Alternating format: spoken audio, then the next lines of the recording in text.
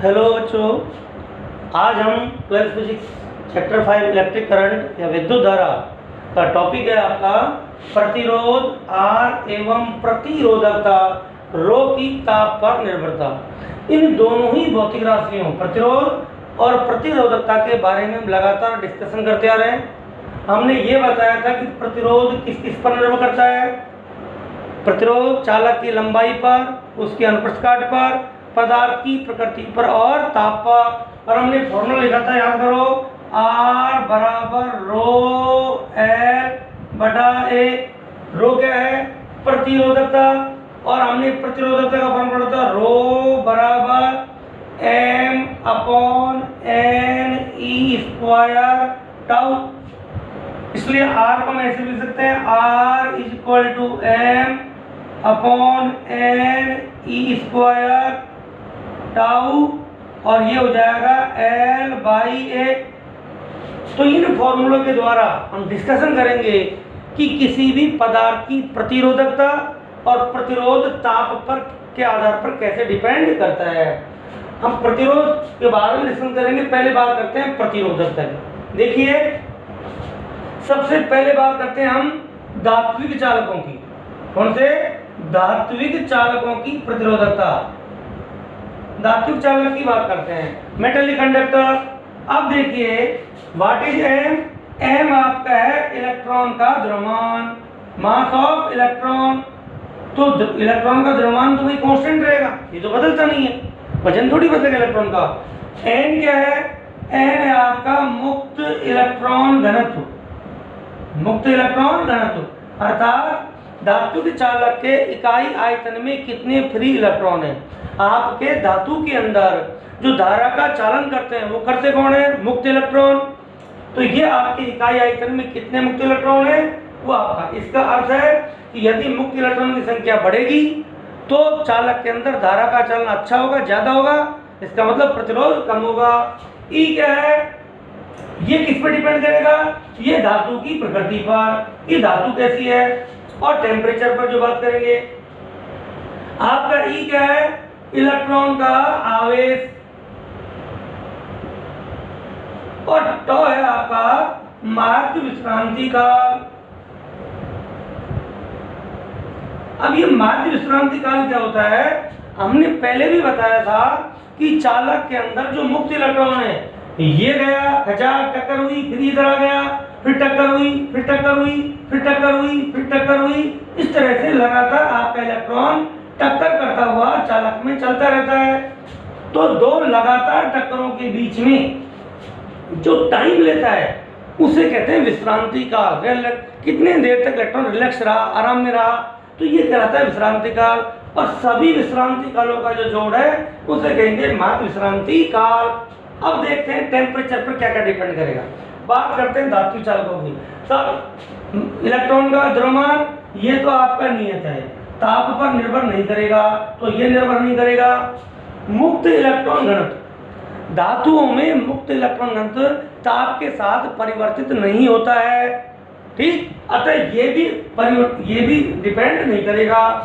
ई electron का जो आवेश है ये कांस्टेंट है, ये नियत है, इसलिए ये भी डिपेंड नहीं करेगा।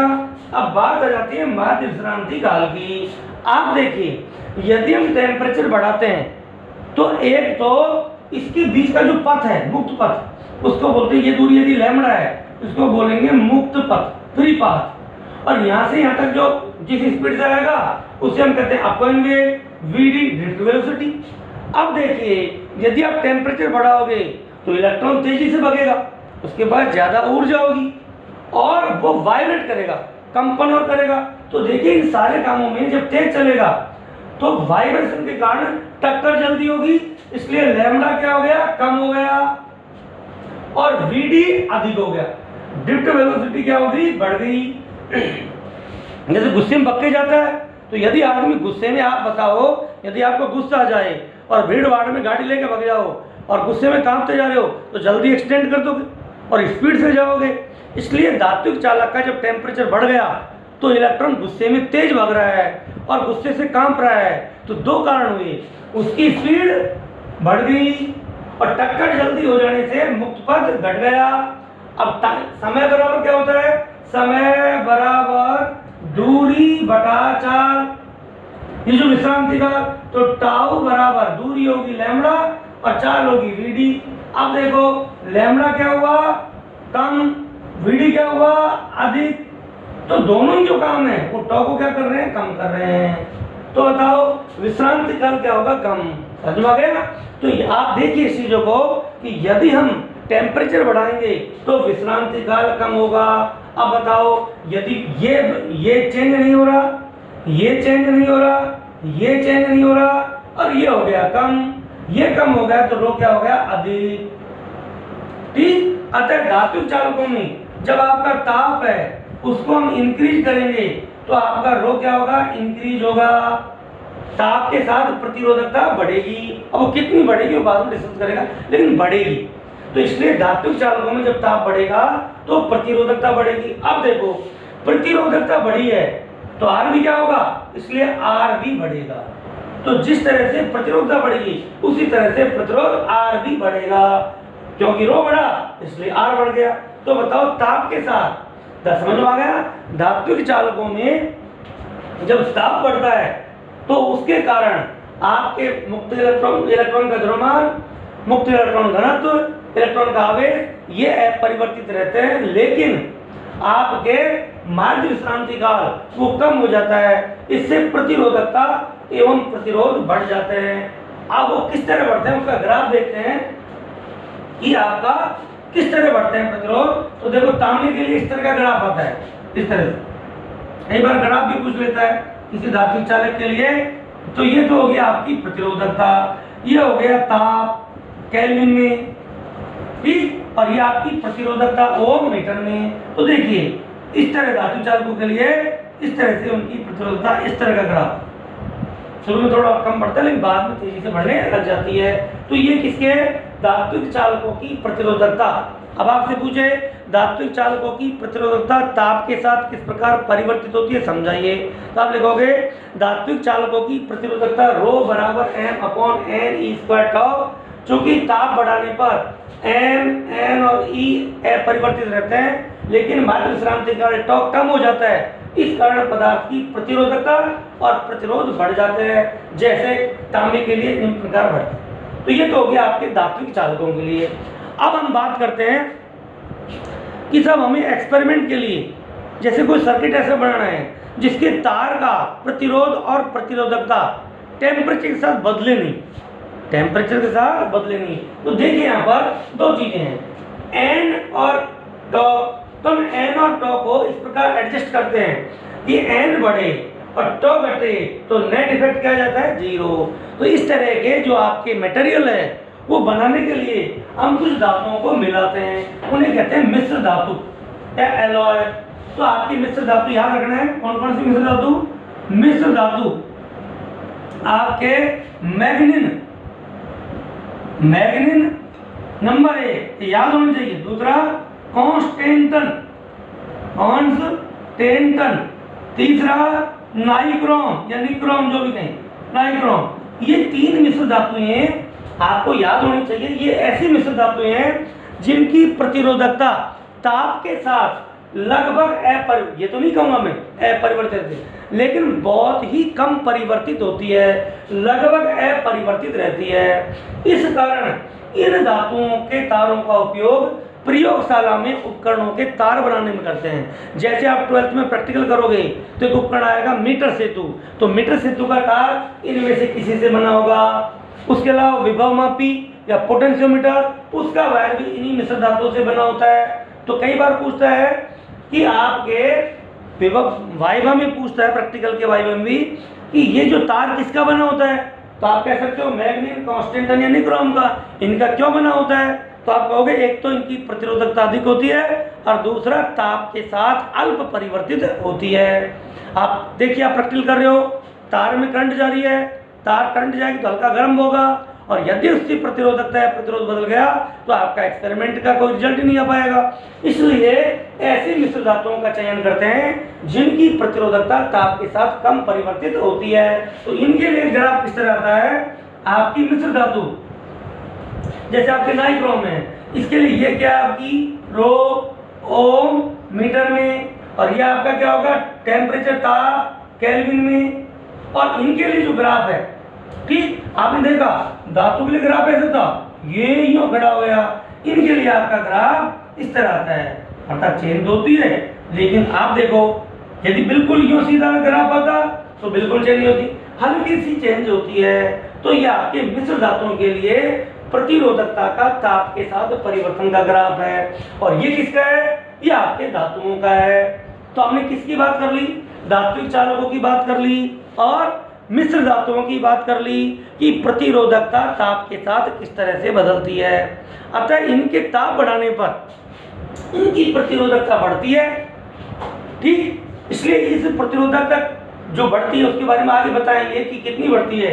एक कांस्टेंट आएगा हाथ में एल्फा, इसे बोलते हैं प्रतिरोधकता ताप गुणांक या प्रतिरोध ताप गुणांक। प्रतिरोधकता ताप गुणांक भी कहते हैं या प्रतिरोध ताप गुणांक भी कहते हैं, एल्फा पढ़ाई अभी ये आएगा। तो ये पॉजिटिव कब कहलाता है?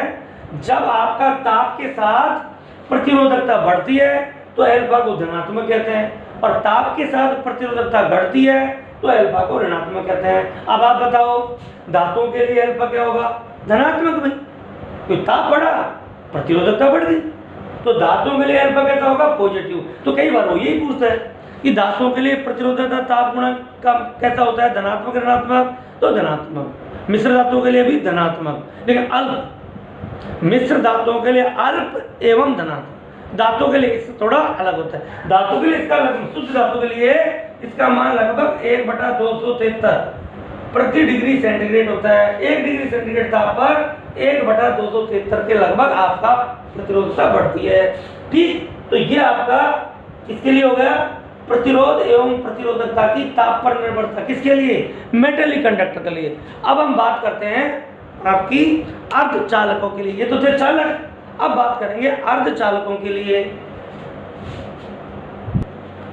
देखिए बच्चों, अब हम बात करते हैं अर्धचालक या कुछ चालक जो भी हैं उनकी बताएंगे कि प्रतिरोधकता की ताप पर निर्भरता। अभी हमने फॉर्मूला पढ़ा था प्रतिरोधकता का, रो बराबर m/n², और जो आपकी प्रतिरोधकता है वो ताप के साथ अर्धचालकों की कैसे डिपेंड करती है? अर्धचालक और कुचालक दोनों के लिए ये अर्धचालक और कुचालकों को कैसे डिपेंड करती है? टेम्परेचर को है रो बराबर ρ0 e⁻eg/kT। अब ये eg क्या है मैंने यहाँ दिखा रखा है, देखिए। अब हम इलेक्ट्रॉनिक्स पढ़ेंगे, जब डिटेल बाद में पढ़ेंगे कि आपके पदार्थ है, चालक है, अर्धचालक है, कुचालक है, उनके अंदर ऊर्जा के बैंड होते हैं। अब एनर्जी बैंड क्या होता है जब पढ़ाएंगे टॉपिक वहाँ बताएंगे, क्योंकि फिर नया टॉपिक शुरू हो जाएगा। तो आप ये समझ लो केवल ये चालन बैंड है, ये संयोजी बैंड है, इसमें संयोजी इलेक्ट्रॉन रहते हैं। और यदि हम टेम्परेचर या ऊर्जा देते हैं तो इलेक्ट्रॉन यहाँ से जंप होकर इस बैंड में चले जाते हैं। यदि इलेक्ट्रॉन चालन बैंड में होता है तो मुक्त इलेक्ट्रॉन कहलाता है, वो धारा का चालन करता है। और यदि इलेक्ट्रॉन संयोजी बैंड में है तो बंध में बंधा हुआ है, ठीक। और इनके बीच जो ऊर्जा का अंतर है EC-EB, इसे बोलते हैं वर्जित ऊर्जा अंतराल। वर्जित मानी इस ऊर्जा के इलेक्ट्रॉन नहीं पाए जा सकते, वो तो या यहाँ रहेगा या यहाँ रहेगा। जैसे आप या तो नीचे की फर्स्ट मंजिल पर रहोगे या सेकंड मंजिल पे, बीच में हवा में तो रुक नहीं सकते। तो यहाँ पर ये आपके बैंड है। अब आपके जो चालक होते हैं उनमें तो ये बैंड मिले हुए होते हैं, वहाँ वर्जित ऊर्जा अंतराल का मान 0 होता है, ठीक। अगर जो इलेक्ट्रॉन संयोजी बैंड में होंगे वो चालन बैंड में होंगे, और वो इलेक्ट्रॉन मुक्त इलेक्ट्रॉन होते हैं। अर्धचालक होते हैं जिनमें वर्जित ऊर्जा अंतराल आपका 1 इलेक्ट्रॉन वोल्ट से भी कम होता है। इस कारण कमरे के ताप पर कुछ इलेक्ट्रॉन संयोजी बैंड से चालन बैंड में चले जाते हैं और अपनी जगह जो खाली जगह छोड़ते हैं उसको बोलते हैं होल, और यह आ जाता है इलेक्ट्रॉन। तो ये तो होता है आपका नेगेटिव और ये होता है पॉजिटिव, और ये आपके दोनों ही चलते हैं धारा लेके। तो संयोजी बैंड में होल और चालन बैंड में इलेक्ट्रॉन। तो आपके अर्धचालकों में 2 प्रकार के धारावाहक होते हैं या चार्ज कैरियर या करंट कैरियर होते हैं। तो आपके जो मुक्त आवेश हैं 2 होंगे यहाँ पर। फ्री चार्ज, जो आपका फ्री चार्ज होगा जो करंट को ले जाएगा, वो इलेक्ट्रॉन भी होंगे और होल भी होंगे, दोनों होते हैं यहाँ पर।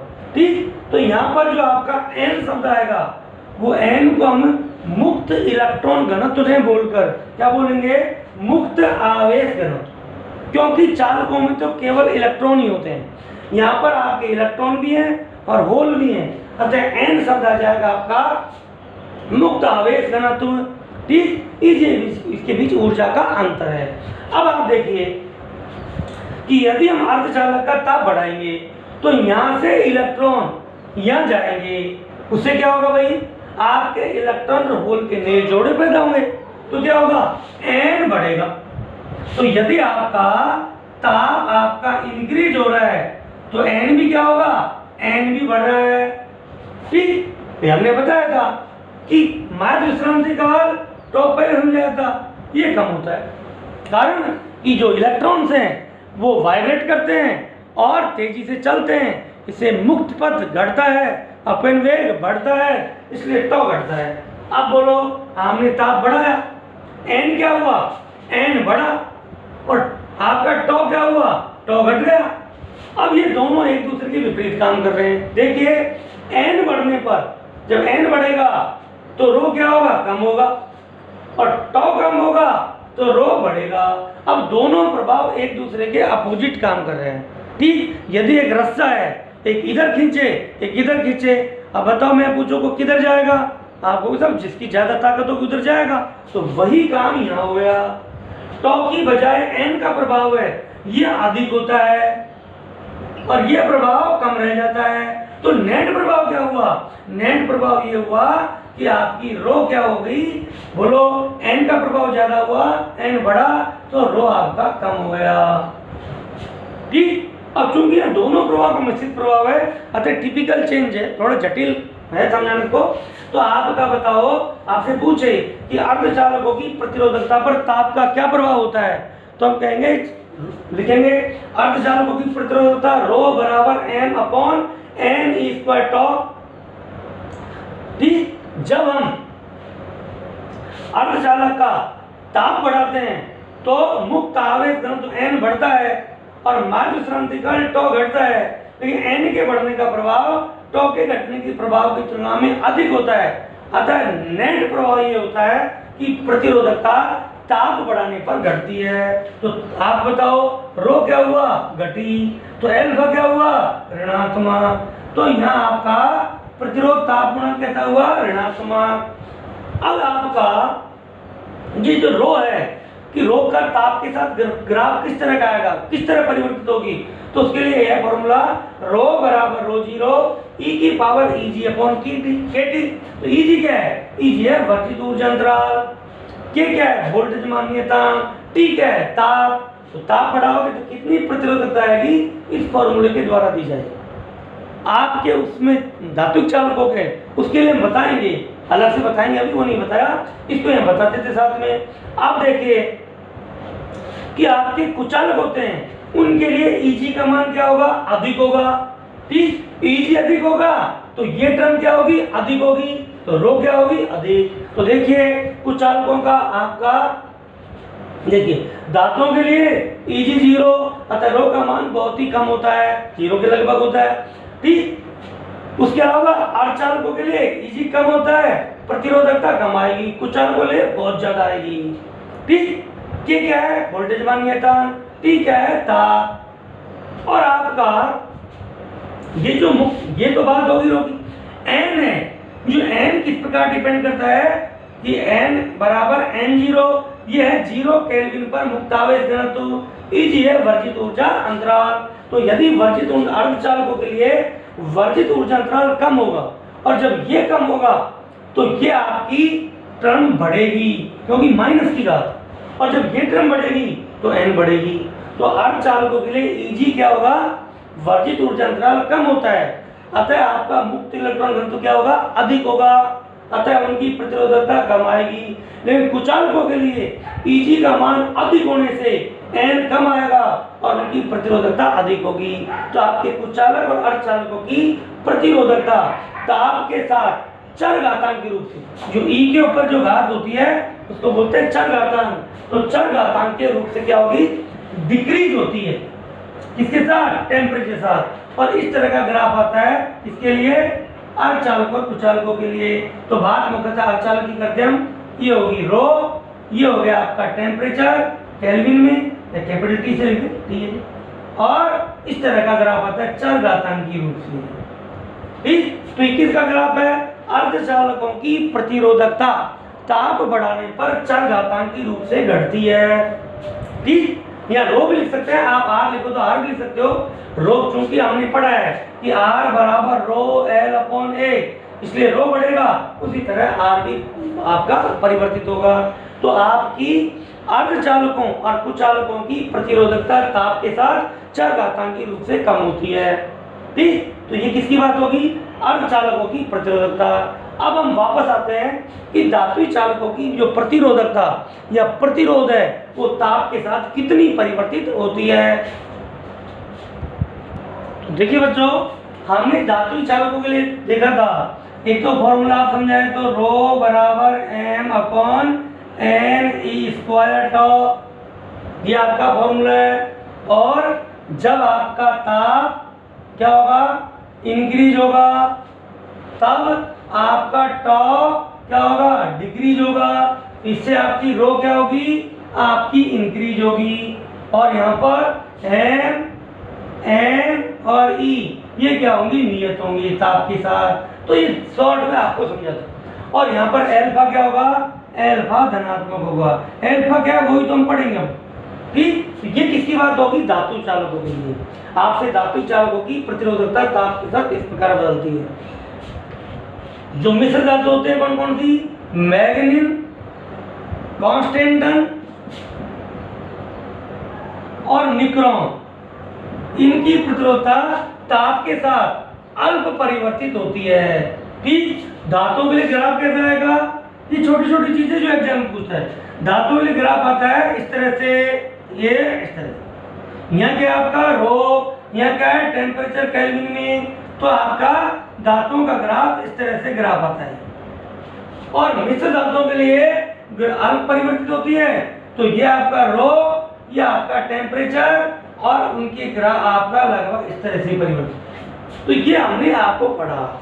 और आपकी अर्धचालकों के लिए आपकी प्रतिरोधकता इस प्रकार चरघातांकी रूप से बदलती है, इस तरह से, ठीक। और उनके लिए क्या था, रो बराबर रो जीरो ई की पावर ई जी अपॉन के टी, ठीक। प्रतिरोधकता का फॉर्मूला यही है। और एन बराबर एन जीरो ई की पावर माइनस ई जी अपॉन के टी। तो इस तरह के जो फॉर्मूले थे इसके द्वारा हम, और यहाँ पर एल्फा क्या होगा इनके लिए एल्फा क्या होगा, ऋणात्मक। तो यहाँ ताप बढ़ता है तो प्रतिरोधकता बढ़ती है, और यहाँ ताप बढ़ता है तो आपकी रो क्या होगी, डिक्रीज होगी। कारण क्योंकि एन आपका इंक्रीज होता है और टाउ डिक्रीज होता है, और नेट प्रभाव किसका काम करेगा, एन का, इसलिए रो क्या होगी, डिक्रीज होगी। अब नेक्स्ट जो क्लास होगी उसमें आपकी कि चालकों की प्रतिरोधकता ताप के साथ कितनी परिवर्तित होगी उसके फॉर्मूले बताएंगे, और कुछ न्यूमेरिकल प्रॉब्लम भी सॉल्व करवाएंगे, क्योंकि कई बार एग्जाम में न्यूमेरिकल प्रॉब्लम पूछता है इसकी, वो नेक्स्ट क्लास में देखेंगे। थैंक यू बच्चों।